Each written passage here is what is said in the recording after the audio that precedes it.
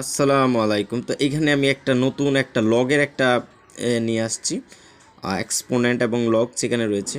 তো এখানে আমি লিখে দিচ্ছি যদি 10^(x)=½ হয় তখন 10^8x-এর মান কত। তো এই জায়গাটা আমি কাজ করব শুধুমাত্র যে আমার যেটা দরকার এটা নিয়ে কাজ করব যে এখন 10^(x)−8, তাহলে আমরা এখান থেকে উপরে দেওয়া আছে যে 10^(x) কত, হাফ। আমি হাফ লিখে রাখলাম এবং -8 দিয়ে দিলাম আমি। এখন -8 দিলে আমার কি হয় যে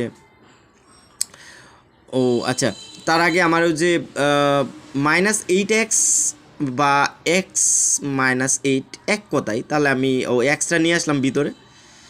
তো আমি এখন কাজটা যেটা করব যে আমরা জানি যে কোনো পাওয়ারের উপরে যদি আমার মাইনাস হয়েছে এটা প্লাস হয়ে যায়। তো আমি এই তো 2^8 হয়ে গেছে।